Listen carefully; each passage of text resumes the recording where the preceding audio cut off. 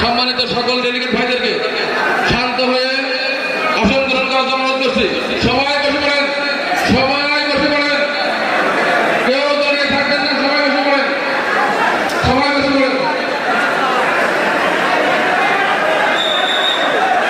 সবাই বসে পড়েন। কেউ ছবি তুলবেন না, কেউ ছবি তুলবেন না, ব্যক্তিগতভাবে কেউ ছবি তুলবেন না, ব্যক্তিগতভাবে কেউ ক্যামেরা ছবি তুলবেন না। মিডিয়ার ভাইরা ছাড়া কেউ ব্যক্তিগতভাবে ছবি তুলবেন না।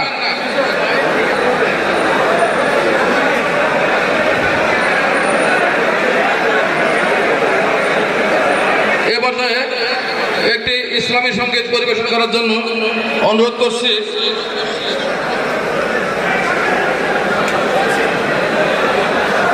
রাজনৈতিক দলসমূহ বাংলাদেশে আছে, সকলের সাথে আমরা মত বিনিময় সভা করছি এবং আজকে বাংলাদেশ জামাত ইসলামের প্রতি আমরা সেই আহ্বানই রাখতে চাই।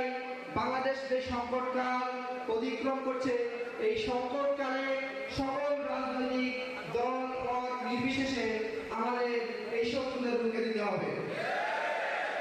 আমরা আশা করি বাংলাদেশে বৈষম্যবিরোধী ছাত্র আন্দোলনের মাধ্যমে আমরা যে বৈষম্যবিহীন সমাজ কায়েমের এই যে লক্ষ্য নিয়ে আমরা আন্দোলন করেছিলাম, আমরা আশা করি আগামীতে বাংলাদেশ জামাত ইসলামী সহ সকল রাজনৈতিক নেতৃবৃন্দের নেতৃত্বে বাংলাদেশ বৈষম্যবিহীন রাষ্ট্র কায়েম করবে। এই বৈষম্যবিহীন রাষ্ট্র কায়েমে সকল রাজনৈতিক দল, বিশেষ করে বাংলাদেশ জামাত ইসলামী সহ বাংলাদেশের আবহাওয়া জনতাকে সেই আন্দোলনে সামিল হওয়ার জন্য সাথে এমন একটি বরকতপূর্ণ মুহূর্তে আমাকে এবং আমার সঙ্গীদেরকে মিলিত হওয়ার তৌফিক দান করেছেন, আলহামদুলিল্লাহ। আমি গভীর শ্রদ্ধা নিবেদন করছি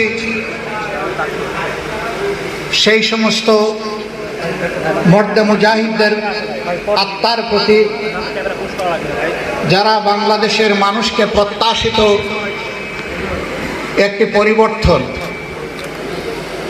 এনে দেওয়ার জন্য, একটি গণ অভ্যুত্থান সফল করার জন্য তাদের মূল্যবান জীবন আল্লাহর প্রতি জাতির জন্য উৎসর্গ করেছেন। তাদের সকলের আত্মার প্রতি আমি গভীর শ্রদ্ধা জ্ঞাপন করছি। মহান রবের দরবারে দোয়া করি আল্লাহ তাআলা তাদের সকলকে মর্যাদাপূর্ণ শহীদ হিসাবে কবুল করুন। রাব্বুল ইজ্জত তাদের রেখে যাওয়া আপনজন, মা বাবা, ভাই বোন, স্ত্রী, পুত্র, কন্যা, প্রিয়জনদের অন্তরে আল্লাহ তাআলা সবরে জামিল দান করুন। এই গণ অভ্যুত্থান সফল করতে শহীদদের পাশাপাশি আমাদের যে সমস্ত ছেলেমেয়েরা রাস্তায় নেমে এসেছিল, বুক পেতে দিয়ে বলেছিল, বুকের ভিতর তুমুল ঝড়, বুক পেতেছি গুলি কর, আমি তাদেরকে অন্তরের অন্তঃস্থল থেকে শ্রদ্ধা বিজড়িত, মায়া বিজড়িত অভিনন্দন জ্ঞাপন করছি। এই আন্দোলন পুরোভাগে নেতৃত্ব দিয়েছে আমাদের কলিজার টুকরা সন্তান সন্ততিরা, কিন্তু এই আন্দোলনে 1.5 মাসের কুলের শিশু থেকে শুরু করে 90 বছরের বৃদ্ধ বৃদ্ধা পর্যন্ত সামিল হয়েছিলেন।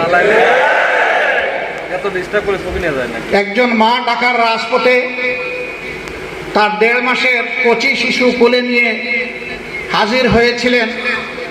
সাংবাদিক বন্ধুরা তাকে প্রশ্ন করেছিল, মা গো, আপনি অবুঝ কচি শিশু নিয়ে আপনি এখানে এই ঝুঁকির মুখে, গুলির মুখে কেন এসেছেন? তিনি পাল্টা প্রশ্ন ছুড়ে দিয়ে বলেছিলেন, সন্তান কি আমারই শুধু একটা, আর কোনো সন্তান রাস্তায় নেই? আমি সেই সন্তানদের সাথে একাত্মতা ঘোষণা করতে এসেছি। তিনি বলেছিলেন, আল্লাহ আমাকে একটা সন্তান দান করেছেন, বহু মাকে আল্লাহ 3টা 4টা 2টা সন্তান দান করেছেন। আমার বিশ্বাস আজকে মুক্তি পাগল সেই সমস্ত মায়ের সন্তানেরা রাস্তায় আছে, তাই আমি আমার সন্তানকে এখন থেকে তাদের সাথে বীর হিসাবে গড়ে তোলার জন্য তুলে নিয়ে এসেছি। একজন বৃদ্ধকে প্রশ্ন করা হয়েছিল, আপনি কুড়িয়ে কুড়িয়ে লাঠির উপর ভর করে আপনি ঝুঁকিপূর্ণ মুহূর্তে এসেছেন কেন?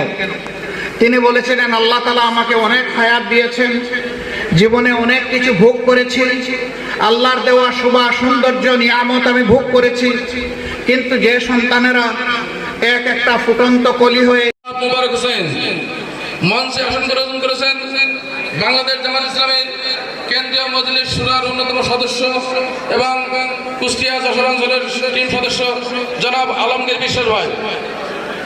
মঞ্চে আসন গ্রহণ করেছেন কুষ্টিয়া যশোর অঞ্চলের সম্মানিত টিম সদস্য জনাব আব্দুল মতিন এবং জনাব খন্দকার আলী মহসেন স্যার।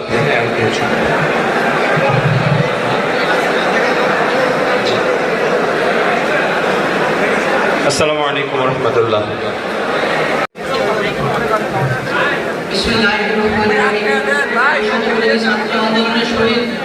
পরিবারের সাথে মত বিনিময় সভায় বাংলাদেশ জামাত ইসলামের সম্মানিত আমির সহ বিভিন্ন ইউনিটের সভাপতি এবং সেক্রেটারি এবং আমার সামনে উপবিষ্ট বাংলাদেশ ইসলামী ছাত্র শিবির এবং বাংলাদেশ জামাত ইসলামের সম্মানিত মেহমানবৃন্দ, বাংলাদেশ